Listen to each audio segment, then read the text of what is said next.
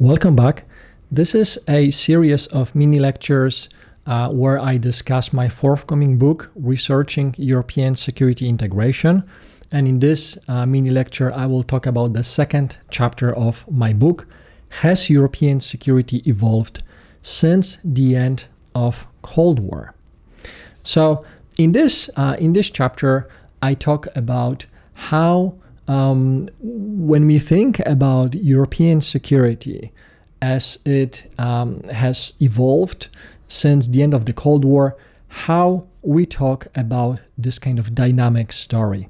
Things have been changing, things have been evolving, progressing or regressing, but in general, this is a dynamic story when we talk about European security since the end of the Cold War. And this story is reinforced or kind of produced or reproduced in different kinds of strategic documents. If we read subsequent NATO strategic concepts or different iterations of EU security strategies, we see a story where European security constantly changes and evolves, right? And it makes kind of sense when we think about it, right? When we look at the events of European security or events that affected European security, the wars after the breakup of Yugoslavia, when we look at the war in Kosovo, the intervention in Kosovo, September 11 attacks, the war in Afghanistan, the war in Iraq, the war in Libya, the war in Georgia, the war in Ukraine. There are terrorism and terrorist attacks in Europe. We kind of see a dynamic story where things evolve, where things change in European security. So the kind of question of this chapter is, what if we take this dynamic story and we make it more static? So in that case, we can argue that European security has in fact not evolved since the end of Cold War. And the arguments of this kind have in fact been advanced in the context of the war in Ukraine. So following the outbreak of the war in Ukraine, and actually following the first Russian invasion of Ukraine of 2014, kind of two camps emerged to explain the conflict. The first camp was people kind of saying that European security and NATO evolved substantively since the end of the Cold War, that NATO never posed any threat to Russia, and if we want to explain Russian behavior in Ukraine, we have to look inside Russia and blame Russian imperialism, essentially.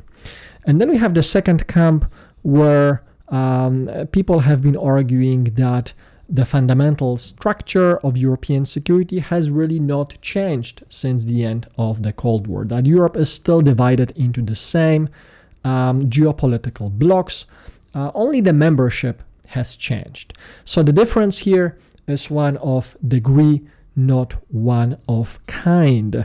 Richard Sakwa, among others, has been among those who've been arguing something along those lines.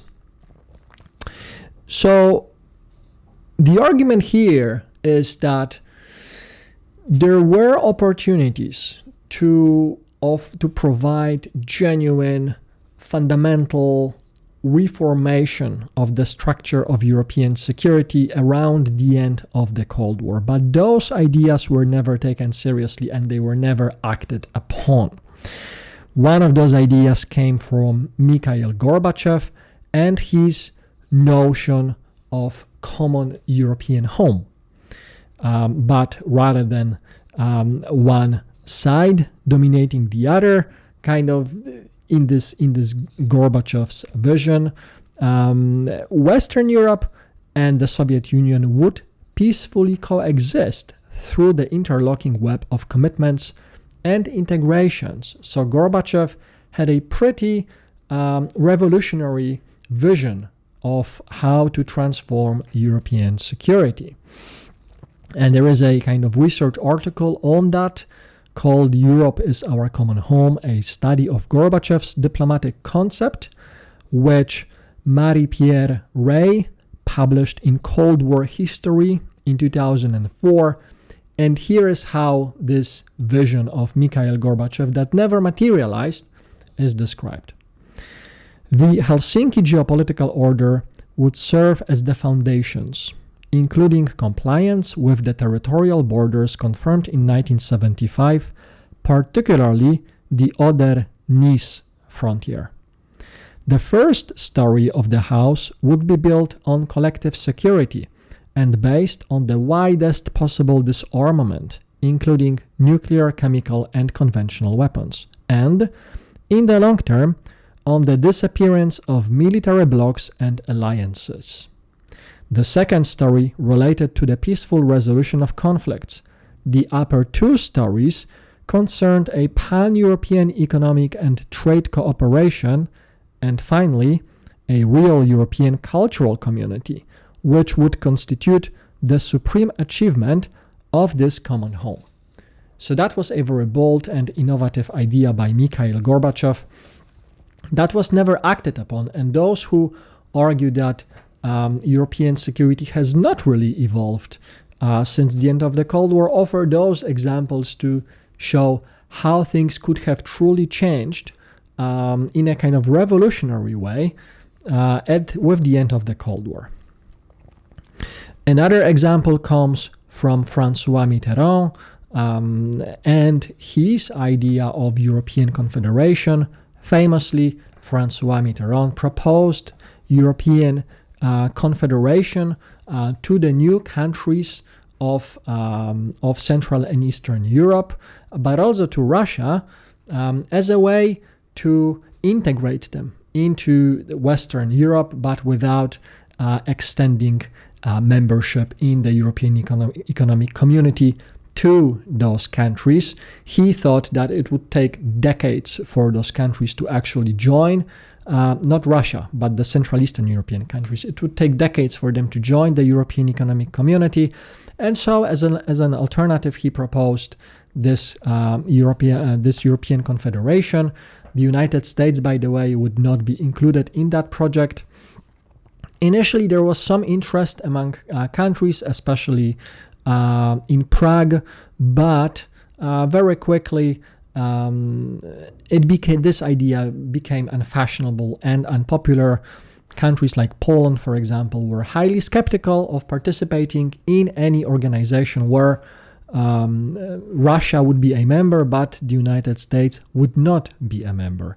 Also, those countries quite rightfully suspected that this was a way to delay the membership in an organization that they actually realized that they wanted to join, the European Economic Community, and later the European Union. The point is that none of those revolutionary ideas materialized. So what we had instead is existing blocs, NATO and the European Union, continuing to enlarge, moving, of course, closer to Russian borders, but without offering Russia itself any realistic plan for membership, right? So that's the story here, right? We had those ideas on the table, and they would make for a true dynamic evolution of European security. What we have instead is not a real dynamic evolution. The European security has not really been in motion since the end of the Cold War. It has been a static process. So this is one way to see the story of European security and as static, and it is more sympathetic towards Russia, of course, right? It views Russia as this kind of new democracy that emerged with the end of the Cold War, that was initially very keen to integrate with the West, but which very quickly became disappointed with the rebuttals that it faced, and so it became increasingly nationalistic and imperialist, perhaps. Now, in the chapter, I also note that there is an alternative and there is an alternative version of this story. And this is the story where it is Russia which is static.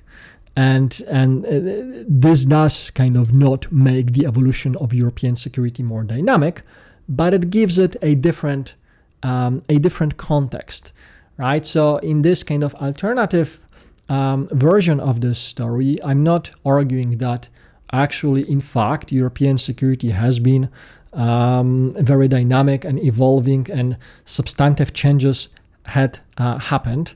I'm saying, well, there may be a point where we can say that, in fact, there haven't been any fundamental revolutionary changes in European security. Enlarging the EU and enlarging NATO can hardly be considered revolutionary changes, right? Removing those organizations, disbanding them, and creating something new, that would be a real revolution, right? We could make that point. We can make that argument. But what I'm saying here is that, in fact, there may be a good reason why European security has not evolved that much or has not revolutionized since the end of the Cold War. And the idea here is that in fact, it has been Russia which has been static and which prompted Europe to behave in a certain way. So one proponent, an eminent proponent of static Russia, is Stephen Kotkin, a famous historian of the Soviet Union. So this is what he has to say about Russia in 2022, following the Russian invasion of Ukraine, the full-scale invasion of Ukraine. This article was published in The New Yorker, and it's called "The Weakness of the Despot. An expert on Stalin discusses Putin, Russia, and the West." Kotkin says, "What we have today in Russia is not some kind of surprise. It is not some kind of deviation from a historical pattern. Way before NATO existed, in the 19th century, Russia looked like this. It had an autocrat, it had repression, it had militarism, it had suspicion of foreigners and the West. This is a Russia that we know, and it's not a Russia that arrived yesterday or in the 1990s. It's not a response to the actions of the West. There are internal processes in Russia that account for where we are today." Now, in this version of the story, yes, European security may have been static. NATO enlargements, subsequent NATO enlargements, may have provoked Russia, may have had ultimately a detrimental effect on relations with Russia. But at the same time, those NATO enlargements were justified, were the right thing to do, and they were inevitable. Without those enlargements, countries in Central and Eastern Europe, including the Baltic states, would be in the same limbo, in the same kind of power vacuum position that Ukraine found itself today, and they would be exposed to the same threat. So the argument here is that, yes, the ideas of Gorbachev, of Mitterrand, those revolutionary ideas never materialized. And yes, the Cold War blocs survived the end of the Cold War, right? NATO in particular survived the end of the Cold War. And yes, it was looking for a new raison d'être after the end of the Cold War, new reason to exist, new ways to find opportunities for action after the end of the Cold War. It perhaps struggled a little bit in that regard. But ultimately, Russia has always behaved in the same way. And what we witnessed with Russia in the 1990s was not some kind of revolution, meaningful democratic revolution that was then kind of taken away from Russians by stubborn West. But instead, what we saw in Russia in the 1990s was an exception to the rule, was a brief anomaly in Russian history, which Russians themselves quickly corrected. They were not ready for a liberal democracy. The political culture of the country is such that it always gravitates towards authoritarian system, militarism, and expansionism. And so NATO was prudent to accept new members, to enlarge the zone of peace in Europe, but it was never realistic for Russia to become a member, or in fact, to create some kind of long-lasting system of security governance involving Russia as an equal partner, because of Russia's own political culture and its own political leanings, including foreign policy patterns of behavior. So we could say that the system of European security has been static, but there are good reasons for it, and it has to do with Russia also being static, but for a much longer period of time.